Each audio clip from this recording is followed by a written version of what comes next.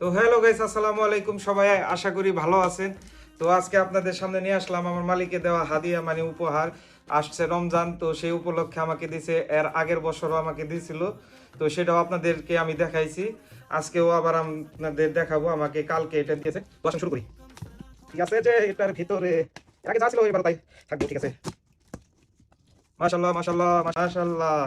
তো প্রথমেই দেখাচ্ছি টমেটো কেচাপ, ঠিক আছে। তারপরে আছে টি প্যাক, তারপরে আছে পাস্তা, তারপরে আছে এটা হলো গমের, ঠিক আছে। এটা হলো স্যুপের মতো বানায় খায়, খুবই সুস্বাদু। 1 কেজি চিনি, তারপরে আছে হলো তেল 1.5 লিটার, তারপরে আছে হলো এটা হলো ইয়ার মতো কি কয় রুডুসের মতো। তারপরে আপনার এই যে সয়া বানায় সেটার মশলা, মুরগির মশলা। তারপরে আছে 1 কেজি দুধ। তারপরে আছে ফুল, এইটাকে সিমের বিচি, এটা সৌদি আরবে মানে সৌদি রাখা, এটাকে ফুল বলে, ঠিক আছে। এটাও পেঁয়াজ কাঁচা মরিচ দিয়ে বানায়। তারপরে আছে সুজি, হ্যাঁ তারপর সুজি। তারপরে আছে হলো এই খেজুর, 1 কেজি খেজুর। ডাউল ½ কেজি। তারপরে আছে পুডিং, এটা দুধ দিয়ে বানায়, আপনারা জানেন বাংলাদেশের ট্রেন্ডিং এ চলতেছে এইটা। আর হলো কেক। তারপরে 2 কেজি আটা আছে। তারপরে আছে হলো এটা হলো শরবত, শরবত বানায় যে খায় সেই শরবত।